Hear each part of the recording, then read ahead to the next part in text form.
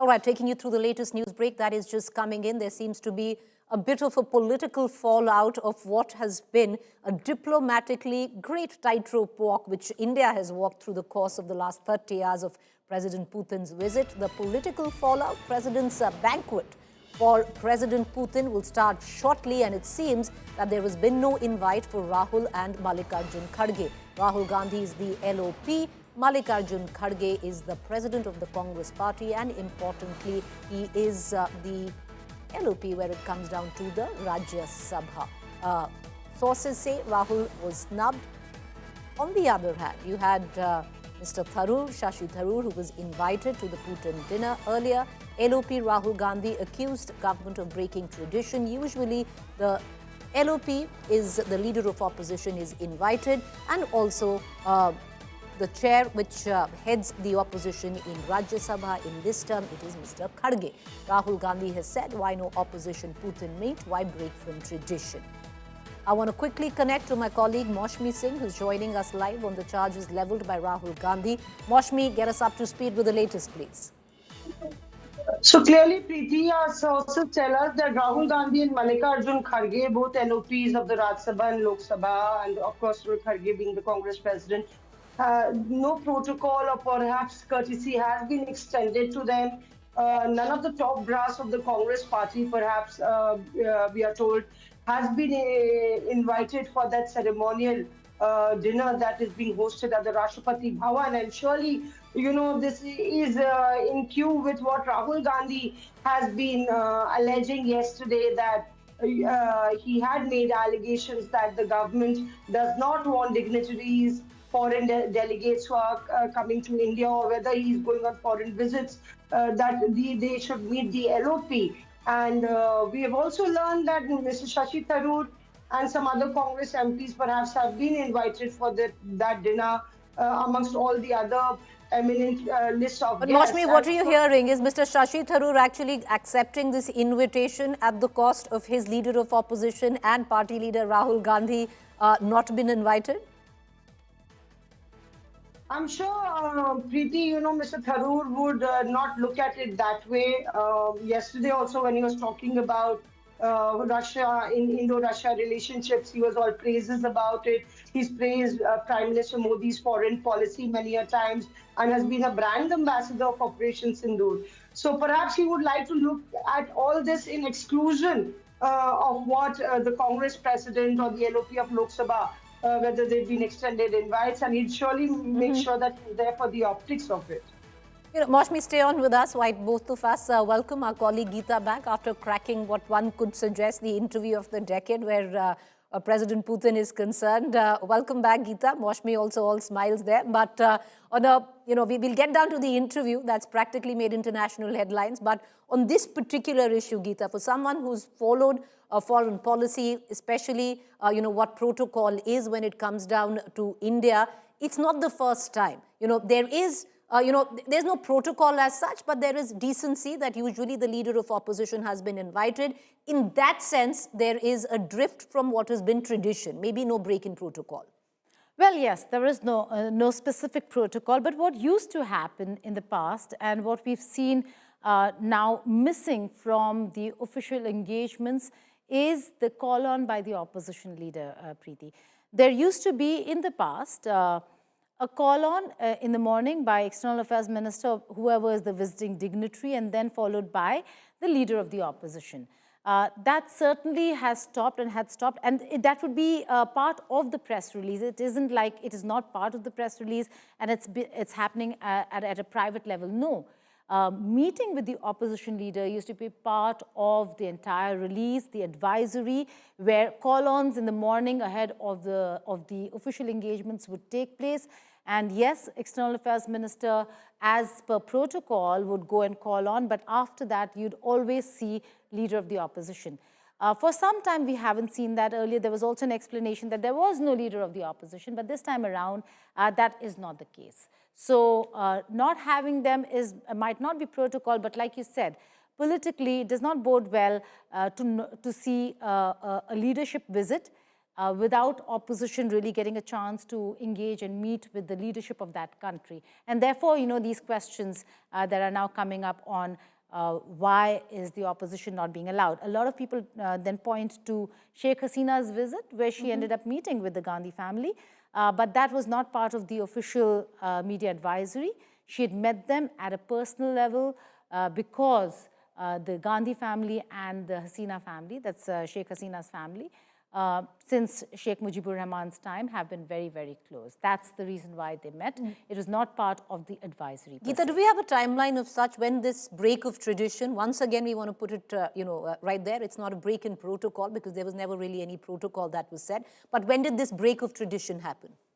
It's been a few years now. It was followed as per protocol during the UPA 2 government. I don't know whether if they broke protocol, they broke tradition at any given time, but certainly a few years in this administration that we haven't really seen a call on by the opposition leader. All right, so that's what Rahul Gandhi seems to be quoting, but what would be interesting, Mausami, one quick question from you there. Rahul Gandhi is very clear that this is a break from tradition, but all eyes, Mausami, to also feed the political circles there will be strangely on Shashi Tharoor at this dinner. Will he go? Will he not go? Absolutely. I don't think Geeta and Preeti, Shashi Tharoor will miss that opportunity at all. And he has even while during Operation Sindoor said that it's a matter of representing the country, putting the country's point forward, and the country comes first. So clearly on that count, but there was some peace that was brokered between the Congress leadership and Shashi Tharoor post that. But I think this would really be one more sticking point between the widening rift between Mr. Tharoor and the Congress party high command.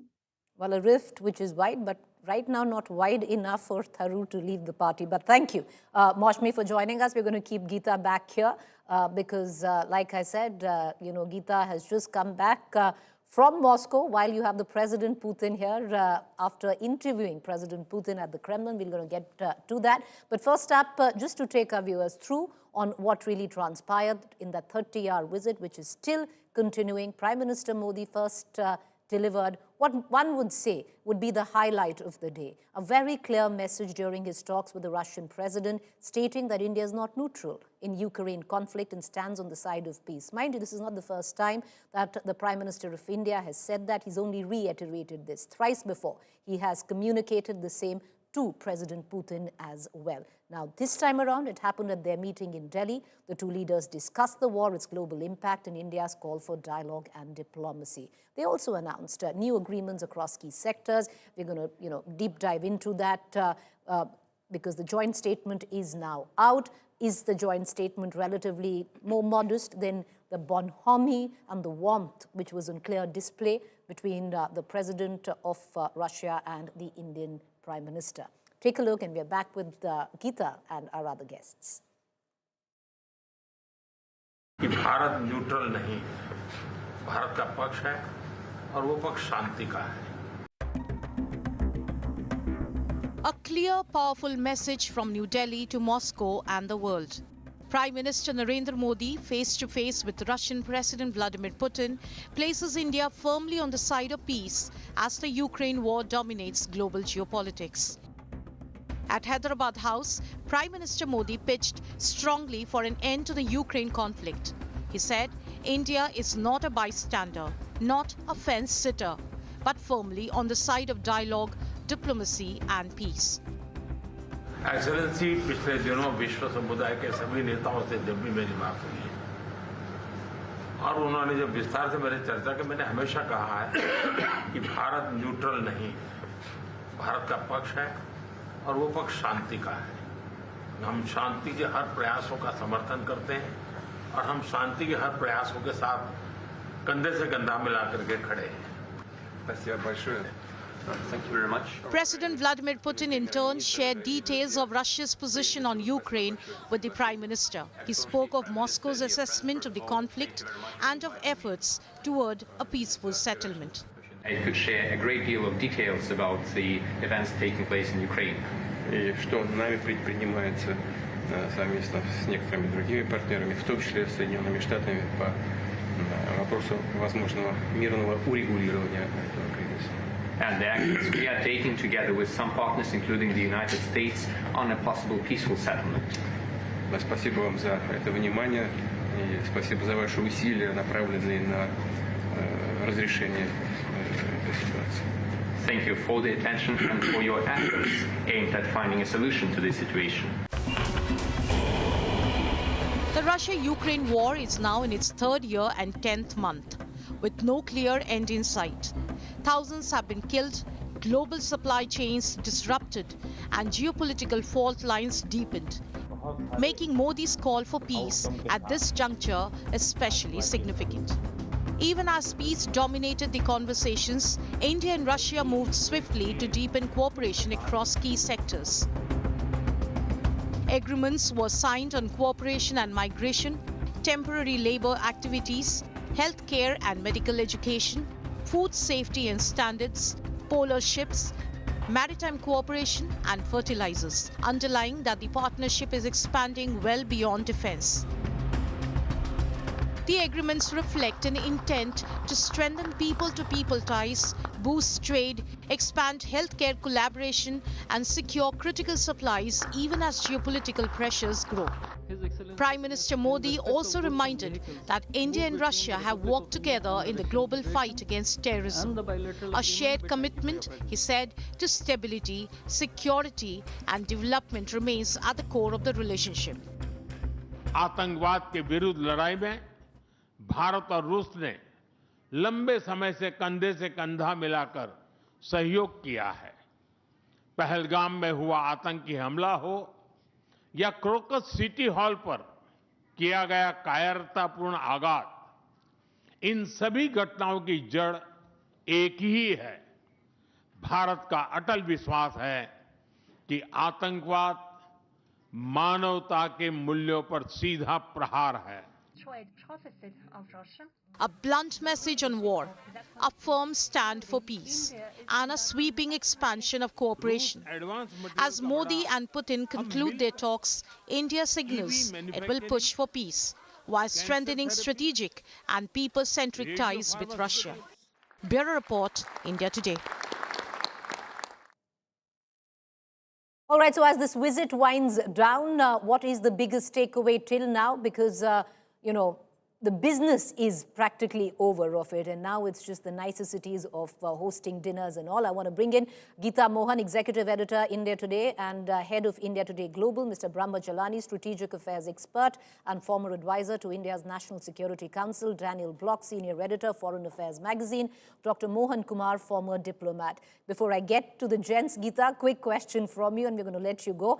You know, you interviewed President Putin just 24 hours ago, and with what he told you and what actually reflects today in the joint statement, do you see you know, a theme to it? Do you see any commonality? Do you find it maybe a tad bit modest in what could have been expected? How do you view it? Well, it is a reiteration. We weren't expecting them to have or to make major announcements on the defense side, given that both sides are careful as to what DC and how DC will react. But he did the joint statement, Preeti, is in the confines of diplomacy, whereas the interview really was beyond the confines of diplomacy, and therefore he said a lot more in the interview. He spoke of not just what could happen or what could the announcements look like, but he also spoke of what is beyond. And the biggest takeaway for me over here in this meeting, when you see these two leaders, is defiance. It doesn't matter whether if it is there in the statement, it doesn't matter whether if he spelt it out openly in the interview even. It is about the fact that he said strategic autonomy is paramount to Russia and India, and this meeting that you're seeing today shows screams actually defiance. Well, you're right there, because I think if there is one, you know, one of the big themes of it is that we will not cower down to U.S. pressure, which was said, you know, in not too many words. But Geeta, thank you, you know, for joining us. I want to quickly cut across to our other guests, and Professor Brahma Chellaney, to bring you in on this, when you read the fine print of the joint statement, do you find it a tad bit underwhelming or a little modest because the display of bonhomie, the optics very, very strong? Or do you think, this is just the joint statement where oil is concerned, where defense deals are concerned, they don't really make it to a joint statement? Preeti, the most significant takeaway from the joint statement is the tone. The statement emphasized that India-Russia ties are, quote-unquote, resilient to external pressure. This is a message directed at Western capitals, especially Washington, which has taken punitive actions not just against Russia, but of late also against India. In fact, the headline of the joint statement is quite revealing. There's a headline there. Normally, joint statements don't have a headline, but this has a headline which says, a time-tested progressive partnership anchored in trust and mutual respect. Trust and mutual respect are the two key elements that are missing in America's attitude towards India. India's tried and tested relationship with Russia contrasts sharply with America's inconsistent and occasionally punitive policy toward New Delhi. And as Geeta rightly pointed out, that the key word is defiance. Both Moscow and New Delhi are sending a defiant message to Washington. In fact, it's also apparent, the defiance is also apparent from the high-profile economic roadmap that India and Russia have outlined amid growing US pressure on India. That ambitious roadmap is to boost bilateral trade to 100 billion by 2030, that is in less than 5 years from now. The fact is that India needs both the US and Russia to counter China. The constant challenge for New Delhi is to carefully balance its foreign policy between Washington and Moscow so as to underpin India's independent approach to international affairs. Now, this challenge has become tougher because under President Trump, the US has adopted an erratic and even punitive approach toward New Delhi. And the fact that US policy has pushed Russia closer to China makes it even more important for India to maintain good ties with Moscow.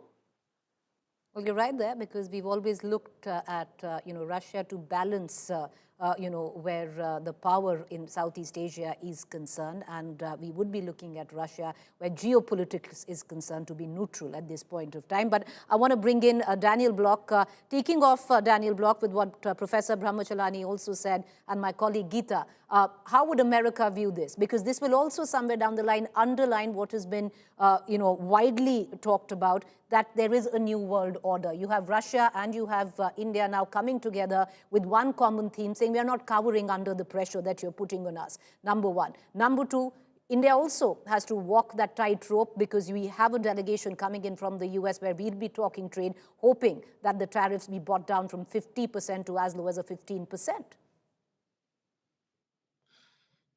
I think there's a few things happening in the United States right now when it comes to this. First, I should emphasize that this has made news in the United States, but it's not kind of above the fold top of the headline news. So I'm honestly not sure how much attention some corners in Washington, including perhaps Trump himself, are paying to this visit. And part of that is the fact that Trump has a limited attention span and is erratic and seems to be very consumed with pieces of domestic news.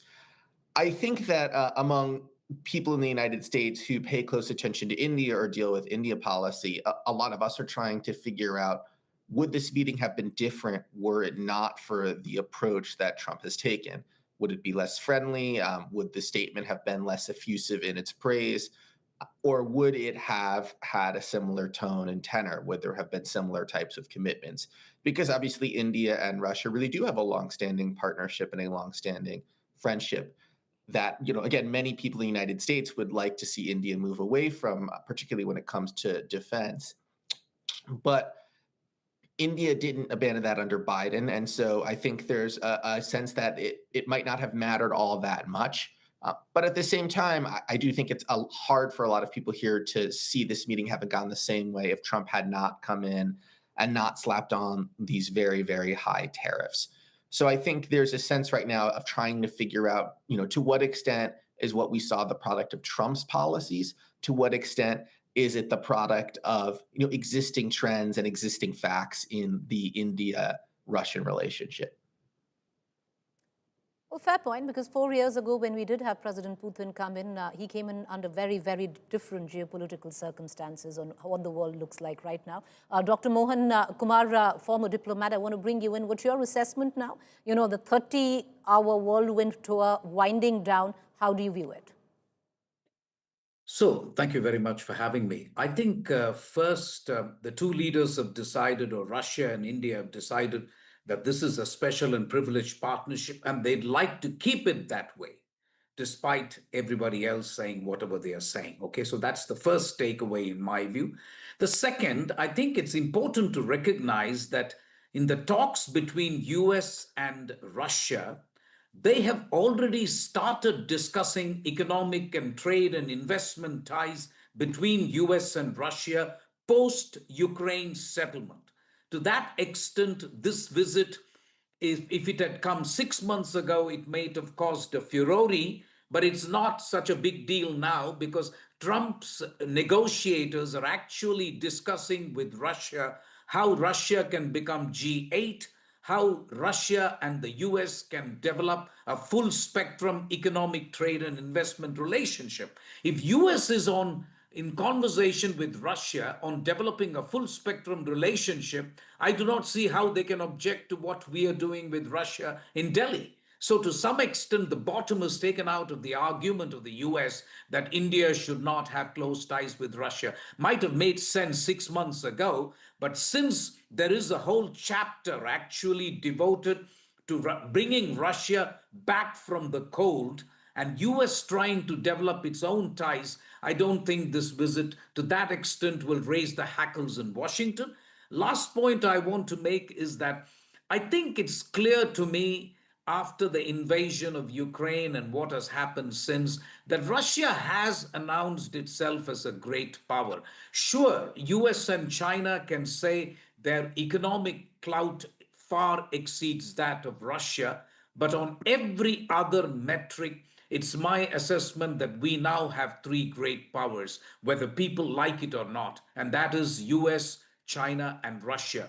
To that extent, India's multi-alignment policy means that we will have to utilize all the cards, we will have to engage all sides and play the long game, which essentially means that you need to have good relations with at least two of the three powers, which at this point appears to be US and Russia, because China is still a strategic adversary. So I really think deep inside those people who know India well, and I agree with my American colleague that there are a lot of people who understand the legacy relationship that India has with Russia. But as I said, the current circumstances are such that I don't think anyone in the US will freak out at what is going on in Delhi. All right, I appreciate all three of you for joining us. Thank you for taking the time out. We're going to just leave it there. We're also going to get in visuals shortly. You have President Putin, who's going to be hosted by the President of India, President Draupadi Murmu, for dinner a short while.